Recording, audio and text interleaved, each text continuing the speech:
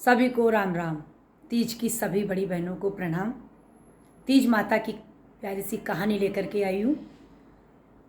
एक साहूकार था, उसके साथ बैठे थे। सत्तू तीज का दिन आया, सबके पीहर से सातू के पिंडे आए और सातवें के पीहर से पिंडा नहीं आया। उसने अपने पति से कहा, मैंने सत्तू तीज का व्रत किया है, मुझे पिंडा ला कर दो। सबके तो पीहर से आया है।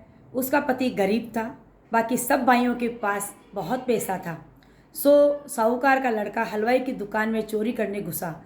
वह चने की दाल पड़ी थी, भट्टी में आंच भी थी। उसने दाल को भट्टी पर सेका और चक्की पड़ी थी, उसमें दाल पीसने लगा।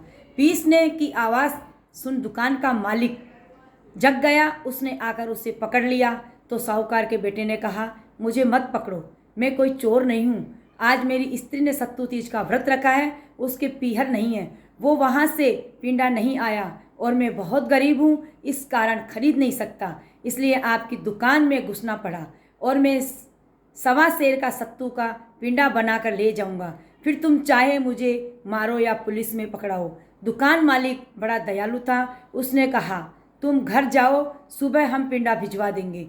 तुम्हारी स्त्री को हमने बेटी मान लिया है। दूसरे दिन 1.25 सेर का पिंडा और साड़ी ब्लाउज दुकान मालिक ने साहूकार के घर भिजवा दिया।